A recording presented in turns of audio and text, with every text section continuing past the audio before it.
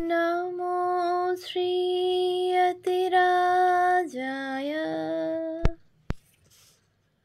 विवेकानन्दसूरये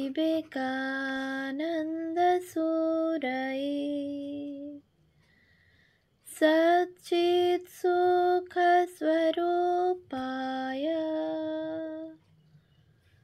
स्वामिने तापहारिणे।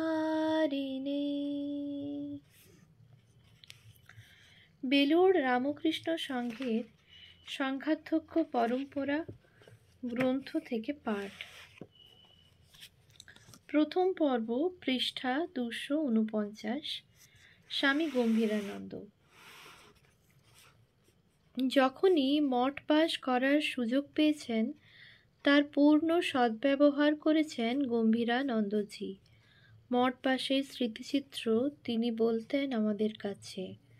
বেলুড় মঠ পাশে আমরা খুবই উপকৃত হতাম, কেননা প্রতি সকালে মহাপুরুষ মহারাজের দর্শন ও সান্নিধ্য লাভ করতাম। তার কাছ থেকে আমরা পেতাম প্রেরণা ও আদর্শ। তখনকার দিনে পরিশ্রুত পানীয় জল ছিল না। গঙ্গার অপর পারে বরানগর থেকে নৌকা করে আনা হতো পানীয় জল। রান্না ও অন্যান্য কাজের জন্য আমরা ব্রহ্মচারীরা বালতি করে গঙ্গার জল তুলতাম একাদশীর দিন। তখন জল পরিষ্কার থাকত। ময়লা থিতিয়ে গেলে ফটকিরি দিয়ে জল পরিশ্রুত করা হতো। ওই জল ব্যবহার করা হতো রান্না ও অন্যান্য কাজে। আমরা 4-5 জন লাইন করে দাঁড়াতাম। গঙ্গার জলে শৌচালয় ও অন্যান্য জলাধার ভরে দিতাম। অপর সাধুরাও ব্যবহার করতেন ওই জল। প্রেমানন্দ মেমোরিয়াল হলঘরে আমরা 8-10 জন একসঙ্গে ঘুমাতাম। সে সময় কোনো বৈদ্যুতিক আলো ছিল না। কেরোসিনের হারিকেন ছিল একমাত্র ভরসা। খাওয়া দাওয়া ভালো ছিল না, খুবই সাধারণ ডাল ভাত, নিরামিষ তরকারি। ব্রহ্মচারী অবস্থায় কোনো এক সময়ে তিনি মঠে স্বামীজির মন্দিরে পূজারী ছিলেন কিছুকাল। গম্ভীরানন্দজি প্রায় 1.5 বছরের 1929 থেকে 1931 খ্রিস্টাব্দ মতো থেকেছেন উদ্বোধন কার্যালয়ে ও কাশী অদ্বৈত আশ্রমে। স্থির হয়েছে তিনি হবেন উদ্বোধন কার্যালয়ের কর্মী। সে সময় সেখানে একটা বড় রকমের পরিবর্তন হচ্ছিল। যাওয়ার আগে মহাপুরুষ মহারাজকে দর্শন করতে গেলেন গম্ভীরানন্দজি। নিবেদন করলেন সব। শুনে মহাপুরুষ মহারাজ গম্ভীর ও চিন্তামগ্ন হলেন, কিন্তু মুখে কিছু বললেন না। তবে উদ্বোধনে বেশি দিন থাকতে হয়নি তাকে। এরপরেই কাশী অদ্বৈত আশ্রমে কর্মী হলেন। ওখানে তপস্যার ভাবে ছিলেন, ধ্যান জপ পাঠ নিয়ে থাকতেন। অদ্বৈত আশ্রমের অধ্যক্ষ ছিলেন নির্ভরানন্দ চন্দ্র মহারাজ। গম্ভীরানন্দজির কাজ ছিল বাজার করা। চন্দ্র মহারাজ প্রতিদিন 6 আনা দিতেন। শ্রী শ্রী ঠাকুরের সেবা পূজাদির জন্য বরাদ্দ ছিল 2 আনা। বাকি 4 আনা ছিল সাধু সেবার জন্য সবজি প্রভৃতি ক্রয় করা। মাঝে মাঝে 2-1 পয়সা ফেরতও আনতেন। সর্বদা তিনি ভালো জিনিসপত্র আনতেন বাজার থেকে, যাতে শ্রী শ্রী ঠাকুর সেবার কোনো বিঘ্ন না ঘটে, সাধু সেবার কোনো ত্রুটি না হয়। শ্রী শ্রী ঠাকুর ও সাধু সেবার প্রতি ছিল তাঁর গভীর মমত্ববোধ ও ভালোবাসা। কাশীতে থাকাকালীন তিনি পণ্ডিতের কাছে শাস্ত্র অধ্যয়ন করেন। গম্ভীরানন্দজি প্রায় 10 বছর 1936 থেকে 1941 খ্রিস্টাব্দ ও 1945 থেকে 1947 খ্রিস্টাব্দ মঠ ও মিশনের ওয়ার্কিং কমিটির সদস্য ছিলেন। ফলে তাকে থাকতে হয়েছিল মঠে। তখনকার দিনে ওয়ার্কিং কমিটির সদস্যরা নির্বাচিত হতেন ত্রিবর্ষীয় সাধু সম্মেলনে। প্রথমবারে তিনি ছিলেন মঠের প্রধান কার্যালয়ে অফিস মাস্টার রূপে। অফিস ছিল লেগেট হাউসের মাঝখানের ঘরটিতে। সে সময়ে স্বামী হিরণময়ানন্দ ছিলেন ক্যাশিয়ার। তিনি বলেন, গম্ভীরানন্দজি আমাদের সঙ্গে খুব ভালো ব্যবহার করতেন, তবে মিশুকে ছিলেন না। কাঠখোট্টা মানুষ তিনি। তবে ভিজিটার্স রুমে সাধু ব্রহ্মচারীদের বিতর্ক সভায় সক্রিয়ভাবে অংশগ্রহণ করতেন। কোনো সাধু অন্য কোনো কেন্দ্রে কর্মী হলে তাদের জন্য বিদায় সম্ভাষণ লিখে দিতেন। দ্বিতীয়বার মঠে থাকার সময় তিনি শাখা কেন্দ্রসমূহের পরিদর্শক, ইন্সপেক্টর অব ব্রাঞ্চ সেন্টার্স নিযুক্ত হন 1945 খ্রিস্টাব্দে। কাজ ছিল বিভিন্ন শাখা কেন্দ্র পরিদর্শন করে মিশন কর্তৃপক্ষের কাছে রিপোর্ট দেওয়া। নাগাধিরাজ হিমালয়ের কোলে মায়াবতী অদ্বৈত আশ্রম। আশ্রম থেকে প্রকাশিত হয় সংঘের ইংরেজি মাসিক পত্রিকা প্রবুদ্ধ ভারত। সম্পাদকীয় অফিস ওখানেই। গম্ভীরানন্দজি 3 বছর 1942 থেকে 1944 খ্রিস্টাব্দ ছিলেন প্রবুদ্ধ ভারত এর সম্পাদক। মায়াবতীর অধ্যক্ষ ছিলেন স্বামী পবিত্রানন্দ। নানা বিষয়ে ও বিভিন্ন দৃষ্টিকোণ থেকে লেখা গম্ভীরানন্দজির সুচিন্তিত সম্পাদকীয়গুলি সকলের প্রশংসা অর্জন করেছিল। তাঁরই সম্পাদনাকালে খ্যাতিমান শিল্পী আচার্য নন্দলাল বসুর দুটি বিখ্যাত চিত্র শিবের বিষপান ও নটরাজ প্রবুদ্ধ ভারতে প্রকাশিত হয়। স্বামী আত্মস্থানন্দজি তখন তার সহযোগী ব্রহ্মচারী। তিনি টাইপ করে দিতেন গম্ভীরানন্দজির প্রবন্ধগুলি।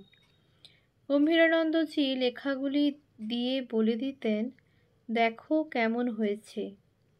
আত্মস্থানন্দজি দেখলেন প্রবন্ধগুলিতে ব্যাকরণগত ও বানান ভুল আছে, কিন্তু গম্ভীরানন্দজিকে সে কথা বলতে ইতস্তত করছিলেন তিনি। অবশেষে বলেই ফেললেন। গম্ভীরানন্দজি শুনে বিন্দুমাত্র বিরক্ত হলেন না, বরং বললেন, আরে যা ভালো মনে হবে সব ঠিক করে নেবে। আত্মস্থানন্দজি অবাক হয়ে ভাবলেন, আমি মাত্র 1 বছরের ব্রহ্মচারী, উনি অত বড় মানুষ, সম্পাদক। প্রকৃত সাধু না হলে কেউ এভাবে বলতে পারেন না। আত্মস্থানন্দজি বলেছিলেন, ওনার সঙ্গে কাজ করে আনন্দ পেয়েছি। শুধু ইনি নন, যে কেন্দ্রে তিনি থেকেছেন সেখানকার সাধু কর্মীরা সবাই ওই কথাই বলেন। প্রবুদ্ধ ভারতের সম্পাদক হওয়ার অনেক পরে আবার 10 বছর 1953 থেকে 1963 মায়াবতীর অধ্যক্ষ ছিলেন গম্ভীরানন্দজি। তার অধ্যক্ষতাকালে মায়াবতী আশ্রমের উন্নতি হয়েছিল নানান দিকে। সবজি বাগানের চাষ বাড়িয়েছিলেন, দূর করেছিলেন বহুদিনের জলের সমস্যা, গোশালাতে ভালো জাতের গরু এনে দুধের পরিমাণ বৃদ্ধি করেছিলেন। প্রবর্তিত হয়েছিল মধু চাষ। কলকাতা থেকে ভালো ফুল গাছ আনিয়েছিলেন ফুল বাগানের জন্য। তদানীন্তন উত্তরপ্রদেশের মুখ্যমন্ত্রী C.B. গুপ্তা এসেছিলেন মায়াবতী আশ্রমে। তাকে দিয়ে লোহাঘাট থেকে আশ্রম পর্যন্ত 7.5 কিলোমিটার মেটাল রোড তৈরি করিয়েছিলেন। নাম দিয়েছিলেন মায়াবতী রোড। আশ্রমের সাধুনিবাস দোতলা হওয়ায় কর্মীদের থাকার সুরাহা হলো। কলকাতায় প্রকাশনা বিভাগটি ছিল 4 নং ওয়েলিংটন লেনে। কাজের পরিধি বিস্তৃত হচ্ছিল, কিন্তু স্থানের সংকুলান হচ্ছিল না। খুব অসুবিধা হচ্ছিল কাজের। তিনি এন্টালি এলাকায় 5 নং ডিহি এন্টালি রোডে জমি ক্রয় করলেন 1958 খ্রিস্টাব্দে। ভিত্তিপ্রস্তর স্থাপন হলো ওই বছরের 17 নভেম্বর। 3 বছরের মধ্যে নির্মাণ কার্য শেষ হলো বাড়ির। 1961 খ্রিস্টাব্দের 8 ডিসেম্বর প্রকাশনা বিভাগের নতুন বাড়ির উদ্বোধন হয়।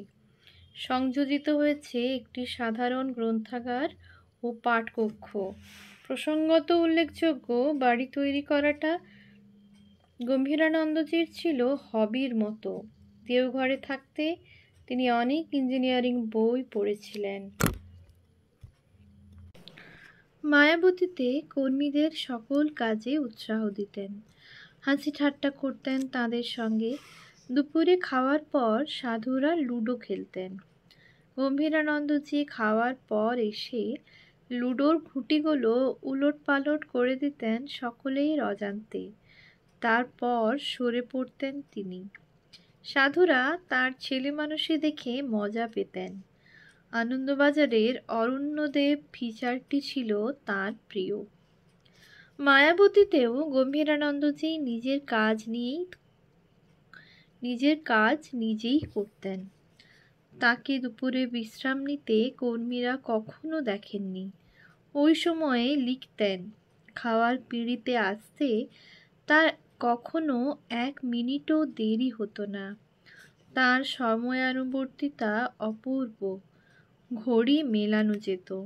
এই সময়ানুবর্তিতা ছিল মহাসমাধির পূর্ব পর্যন্ত। দুপুরে সাধু ব্রহ্মচারীদের ক্লাস নিতেন।